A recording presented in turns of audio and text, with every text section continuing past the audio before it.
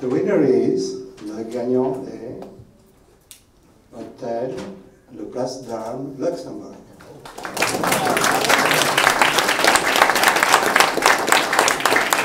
Happy to be here again.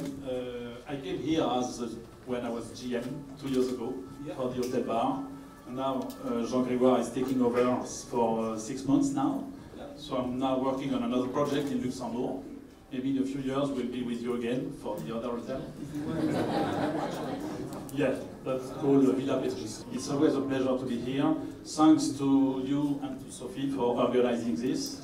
It's good to be back again all together and not through a screen. Thanks to the jury, most of them know Le Place d'Armes. And Jean-Grégoire, it's up to you now.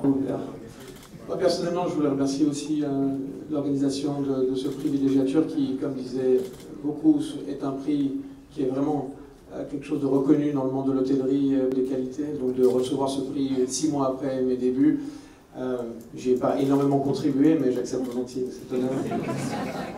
Et merci infiniment à vous tous.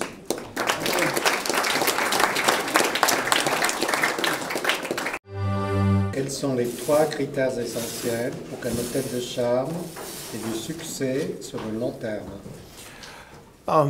Alors, les critères, il y en a beaucoup, mais je dirais principalement, la première chose, c'est de garder les éléments, le choix de l'architecture, du design, des éléments qui composent en fait le charme que trouvent les clients dans un hôtel, doivent être maintenus et on ne va pas toucher leur intégrité pour qu'ils soient partie intégrante des souvenirs qu'on a quand on loge dans un hôtel. Comment définissez-vous l'offre hôtelière sur le Benelux et le nord de la France en matière d'hôtellerie de charme de haut niveau? Est-ce qu'il y a une grosse compétition?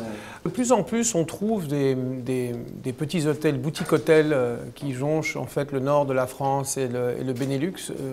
Je dirais que déjà, pour regarder dans notre portfolio d'affiliation au Relais Château, il y a beaucoup de maisons qui valent la peine d'être vues, surtout sur la route de Champagne, du côté de Reims, Épernay, et puis ensuite en descendant, en traversant la frontière du côté de la Belgique, on trouve de très belles maisons. Je pense que c'est une région qui se prête, vu la géographie, à trouver demeure pour des hôtels d'escale qui sont utilisés ou sur la route ou alors pour une escapade le temps d'un week-end.